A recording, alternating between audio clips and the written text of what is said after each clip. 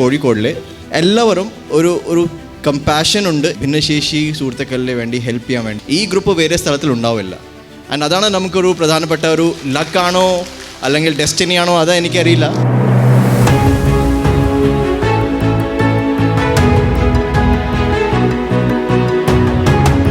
കോഴിക്കോട് കടപ്പുറം വളരെ പ്രശസ്തമാണ്. ഇവിടെ ഇങ്ങനെ ഒത്തുചേരാനും ഡിസബിലിറ്റി ഒരു ആഘോഷമാക്കി മാറ്റാനും സാധിച്ചതിൽ ഇതിൻ്റെ സംഘാടക സമിതിയെ ആദ്യമേ ഞാൻ അഭിനന്ദിക്കുന്നു. ലോകം മുഴുവൻ സുഖം പകരാനായി സ്നേഹദീപമേ മിഴി തുറക്കൂ.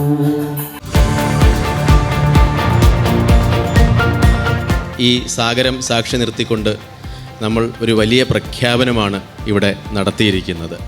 ഭിന്നശേഷി മേഖലയെ ചേർത്ത് പിടിക്കുന്നവരെല്ലാം ഒത്തുചേർന്നുകൊണ്ട് ഇത്തരത്തിലൊരു വലിയ ആഘോഷമായിട്ട് കേരള ഡിസബിലിറ്റി ഫെസ്റ്റിവൽ ഇവിടെ അതിൻ്റെ 1ാം പേജൻ്റ് എന്ന് തന്നെ ഞാൻ പറയട്ടെ. തീർച്ചയായിട്ടും നമ്മളെല്ലാം ആഗ്രഹിക്കുന്നത് വരും വർഷങ്ങളിലെല്ലാം ഇത് തുടരും എന്ന് തന്നെയാണ്. ഫ്രീഡം സ്ക്വയറിൽ നിന്നുകൊണ്ട് നമ്മൾ മറ്റൊരു ഫ്രീഡം കൂടി പ്രഖ്യാപിക്കുകയാണ്. സത്യത്തിൽ ഇത്തരത്തിലുള്ള ഈ സ്കെയിലിലുള്ള ഈ മാഗ്നിറ്റ്യൂഡിലുള്ള ഒരു എഫേർട്ട് ഭിന്നശേഷി മേഖലയിൽ എൻ്റെ അറിവിലും ഇന്ന് ഇന്ത്യയിൽ ഉണ്ടായിട്ടില്ല എന്ന് തന്നെയാണ് ഞാൻ മനസ്സിലാക്കുന്നത്.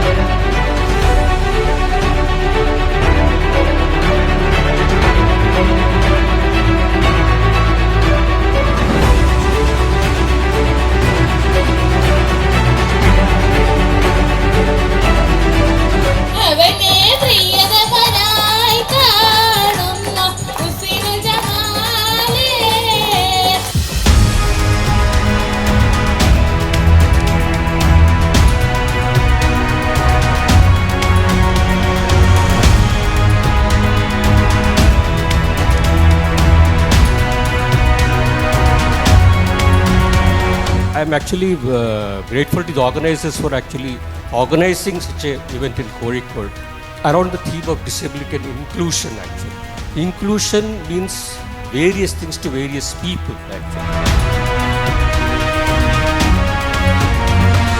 ഇങ്ങനൊരു പരിപാടി ഇവിടെ നടക്കുക എന്ന് പറഞ്ഞാൽ തന്നെ വളരെ വലിയൊരു കാര്യമാണ്. കാരണം നമ്മുടെ ആലോചന പോവാത്തൊരു മേഖലയാണിത്. കാരണം ഒരു പേഴ്സൺ വിത്ത് ഡിസബിലിറ്റി ഒരു കൊടക്കീഴിൽ കൊണ്ടുവരാനും അവർക്ക് വേണ്ടി നമുക്ക് സംസാരിക്കാനും അവരുടെ കഴിവുകൾ ഇവിടെ നമുക്ക് ഒരു പൊതുജന മധ്യത്തിൽ കൊണ്ടുവരാനൊക്കെ പറഞ്ഞാൽ ഇറ്റ്സ് എ നൈസ് ഇനീഷ്യേറ്റീവ്.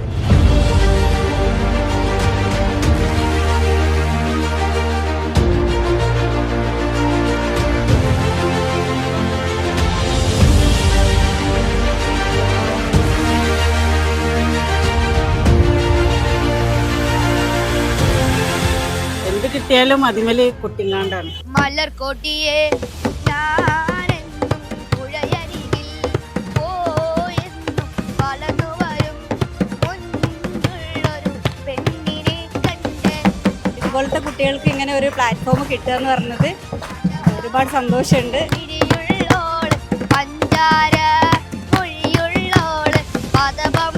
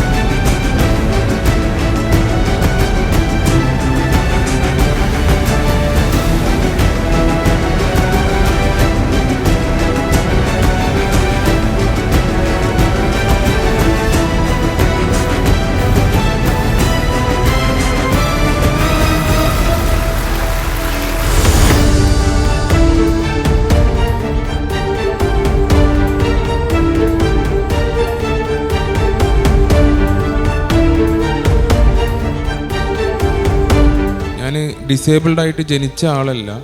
ഒരു 17 വർഷം മുന്നേ ഒരു കാർ ആക്സിഡൻറ്റിൽ അങ്ങനെ എൻ്റെ സെർവിക്കൽ 7 ആണ് എൻ്റെ ഇഞ്ചുറി. 4-5 വർഷത്തിന് ശേഷമാണ് ബിസിനസ് രംഗത്തേക്ക് വരുന്നത്.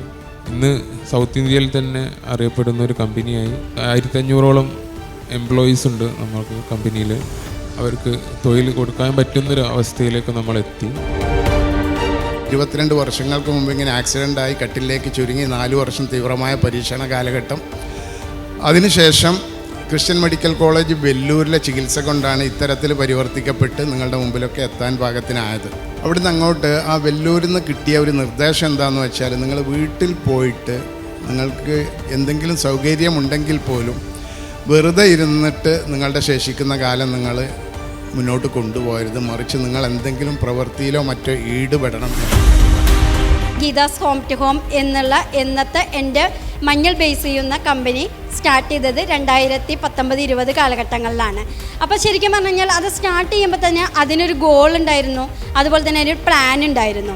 അതുകൊണ്ട് തന്നെയാണ് ഇന്ന് എനിക്ക് നല്ലൊരു രീതിയിൽ തന്നെ എൻ്റെ സംരംഭം മുന്നോട്ട് കൊണ്ടുപോകാൻ പറ്റുന്നുണ്ട്.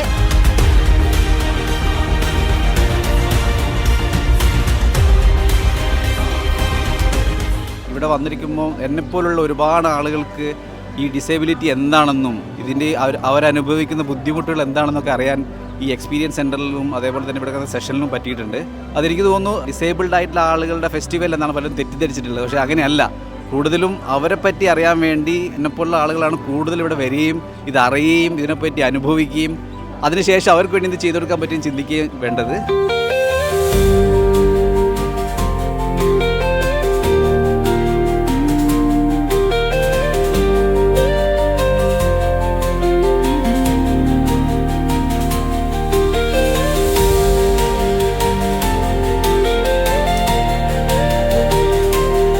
വേൾഡ് ഹെൽത്ത് ഓർഗനൈസേഷൻ്റെ ഡെഫിനിഷൻ പ്രകാരം 1000 പേരിൽ ഒരാൾക്ക് ഉണ്ടെങ്കിൽ അതിനെയാണ് WHO റെയർ ഡിസീസായിട്ട് എടുത്തിരിക്കുന്നത്. മധുവർണ്ണ പൂവല്ലേ നറുനില പൂമോളല്ലേ മധുരപ്പാതീനേഴിൽ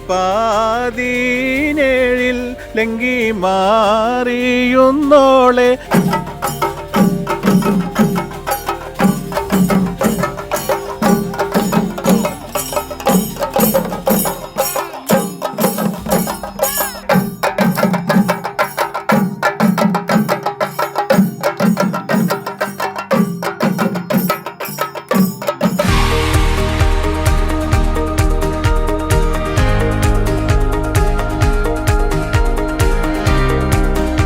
നമ്മൾ നിരവധി വിഷയങ്ങളെ സംബന്ധിച്ച് ഈ കേരള ഡിസബിലിറ്റി ഫെസ്റ്റിവലിൽ നമ്മൾ ചർച്ച ചെയ്തുകൊണ്ടിരിക്കുന്നുണ്ട്. നമ്മുടെ ആശങ്കകളും അതുപോലെ നിലവിലുള്ള പ്രശ്നങ്ങൾക്കുള്ള പരിഹാരങ്ങളുമാണ് നമ്മൾ കണ്ടെത്താനുള്ള ചർച്ചകളാണ് സത്യത്തിൽ ഇവിടെ നടന്നുകൊണ്ടിരിക്കുന്നത്.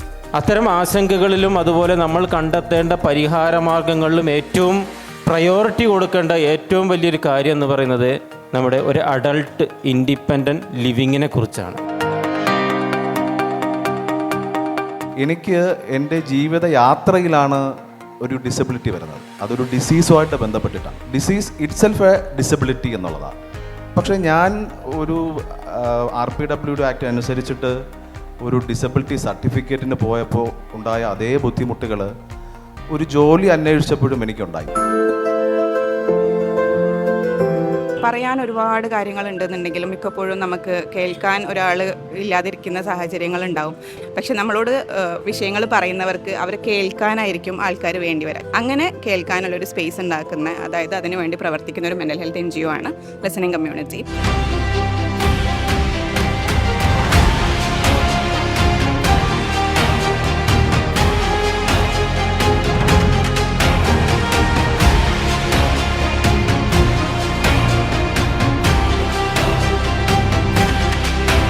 ചാലക്കുടി ചന്തക്ക് പോകുമ്പോൾ ചന്ദന ചോപ്പുള്ള മീങ്കാരി പെണ്ണിനെ കണ്ടേ ഞാൻ.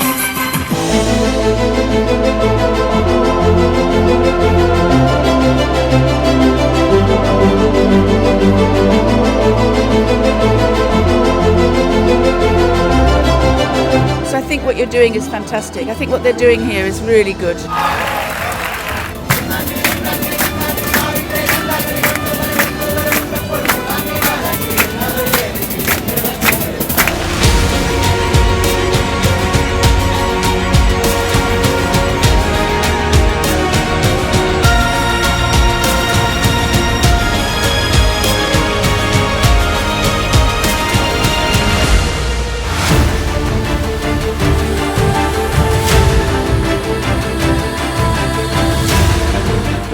ടെക്നിക്കൽ സംഭവമായി മാത്രം ഡിസബിലിറ്റിയെ കണ്ടെത്തുന്ന അതിൻ്റെ സമഗ്ര മേഖലകൾ ചർച്ച ചെയ്യുന്നു എന്നുള്ളതാണ് KDF-ൻ്റെ ഏറ്റവും വലിയ പ്രാധാന്യം എന്നുള്ളത്.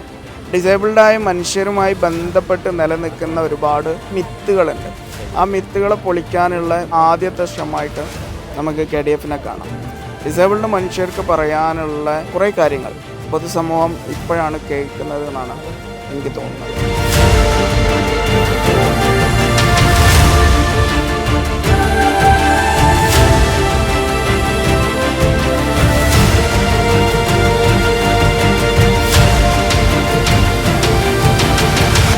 ഇൻക്ലൂസീവ്നെസ് എന്ന് പറയുന്നത് നമ്മൾ വളരെ കേട്ടിട്ടുള്ളൊരു വാക്കാണ്.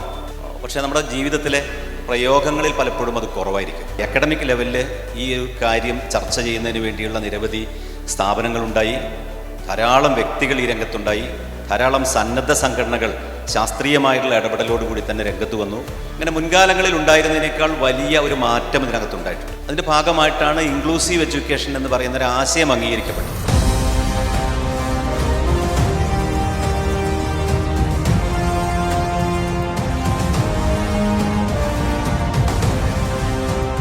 ഈ വിദ്യാഭ്യാസം കൊണ്ടല്ലാതെ ഡിസബിലിറ്റി ഉള്ള മനുഷ്യർ ഏത് തരത്തിൽ പുറത്ത് കിടക്കും എന്നുള്ളൊരു ചോദ്യം ഞാൻ ഉന്നയിക്കുകയാണ് തിരിച്ച്.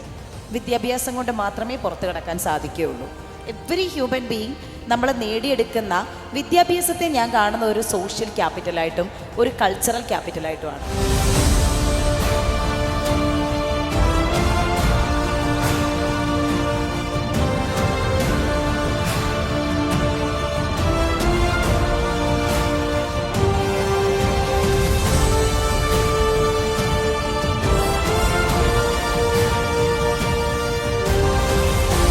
കേരളത്തിൻ്റെ സാമൂഹിക ചരിത്രത്തിൽ തങ്കലിപികളിൽ കോറിയിടേണ്ട ഒരു ഇനിഷ്യേറ്റീവാണെന്ന് ഞാൻ പൂർണ്ണമായിട്ടും വിശ്വസിക്കുന്നു. കേരള ചരിത്രത്തിൽ ആദ്യമായിട്ടായിരിക്കാം ഇങ്ങനെ ഒരു മഹാസംഗമം നടക്കുന്നത്.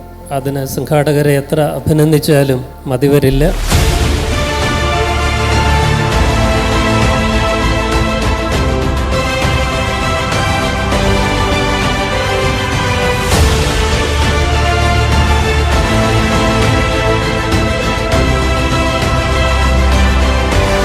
കേരള ഡിസബിലിറ്റി ഫെസ്റ്റിൻ്റെ വെബ്സൈറ്റിൽ തന്നെ അവർ പത്രപ്രവർത്തകർക്കുള്ള ഒരു ഗൈഡ് ലൈൻസ് ഉണ്ട്. നല്ല ഒരു അറ്റംപ്റ്റാണ്. എങ്ങനെയാണ് നിങ്ങൾ റിപ്പോർട്ട് ചെയ്യേണ്ടത് എന്നുള്ളത് ഇംഗ്ലീഷിലും മലയാളത്തിലുമായിട്ട് അവർ അതിൽ കൂടുതലുണ്ട്.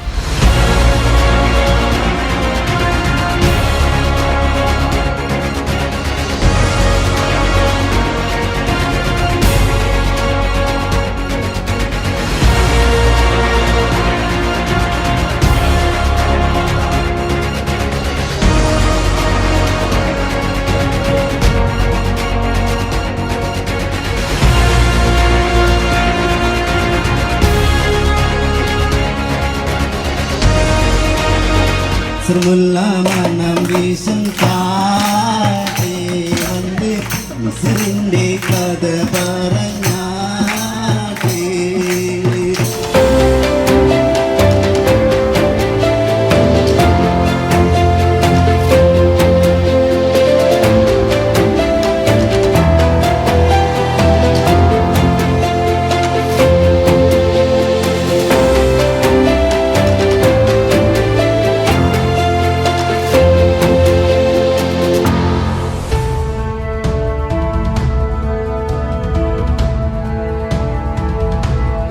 ഡിസേബിൾഡ് ആയിട്ടുള്ള മനുഷ്യരടക്കമുള്ള സമൂഹം അരികിവൽക്കരിച്ച ഏത് തരം മനുഷ്യരെയും അവരെക്കുറിച്ച് അല്ലെ അവരെ സെൻട്രൽ കഥാപാത്രമായിട്ട് സിനിമ ചെയ്യുമ്പോൾ സിനിമാക്കാർക്ക് പറ്റുന്ന അബദ്ധങ്ങളുടെ കാരണങ്ങളിൽ പ്രധാനപ്പെട്ട ഒരു കാരണം അത്തരം ആളുകൾ ആ സിനിമാ മേഖലയിൽ ഇല്ലാത്തതുകൊണ്ടാണ്.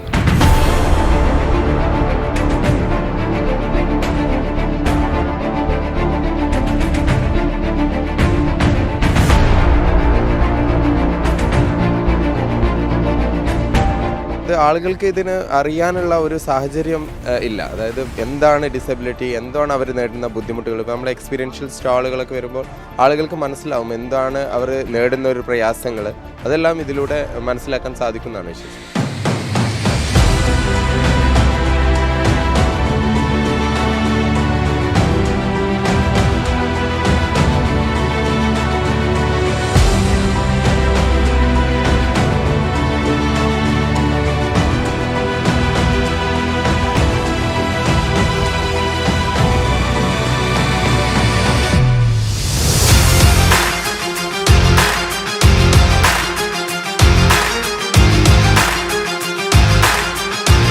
4 ദിവസമായി നടക്കുന്ന കേരള ഡിസബിലിറ്റി ഫെസ്റ്റിവൽ ഇന്നിവിടെ സമാപിക്കുകയാണ്. വളരെ ജനപങ്കാളിത്തം കൊണ്ട് എല്ലാവരുടെയും ശ്രദ്ധ ആകർഷിച്ച സമ്മേളനങ്ങളാണ് ഇവിടെ നടന്നത്. ഭിന്നശേഷിക്കാരായ നമ്മുടെ സുഹൃത്തുക്കളെ ചേർത്ത് പിടിക്കാനുള്ള ശ്രമം ഇനിയും നടക്കേണ്ടതായിട്ടുണ്ട്. പൊതുവിടങ്ങൾ, ബസ്സുകൾ, റെയിൽവേ സ്റ്റേഷൻ, ട്രെയിനിൽ കയറാനുള്ള സംവിധാനം ഇതൊക്കെ സൗഹൃദപരമാക്കി മാറ്റേണ്ടത് അനിവാര്യമാണ്.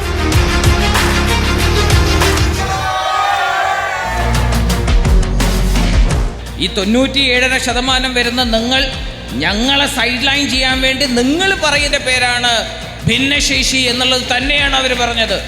ആസിമിനെ പോലെ നിങ്ങൾ കാണുന്ന ശേഷി എന്ന് പറയുന്നത് അവൻ കഷ്ടപ്പെട്ടുണ്ടാക്കിയതാണ്.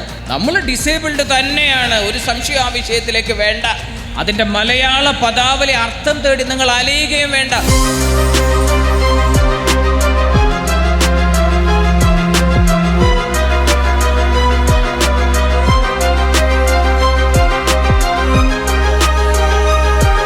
ഈ കഴിഞ്ഞ 4 ദിവസങ്ങൾ എന്ന് പറയുന്നത് കേരളത്തിൻ്റെ ഭിന്നശേഷി ചരിത്രത്തിൽ തങ്കലിപികളിൽ എഴുതപ്പെട്ട ഇവൻ്റാണ് ഈ കഴിഞ്ഞ 4 ദിവസവും ഇവിടെ സംഭവിച്ചിട്ടുള്ളത്. അത് അവകാശങ്ങൾക്ക് വേണ്ടിയുള്ളതാണെങ്കിൽ ഇത് ഇൻക്ലൂഷന് വേണ്ടിയിട്ടുള്ളതാണ്, ഇത് സമത്വത്തിന് വേണ്ടിയിട്ടുള്ളതാണ്, ഇത് ഇക്വിറ്റിക്ക് വേണ്ടിയിട്ടുള്ളതാണ്.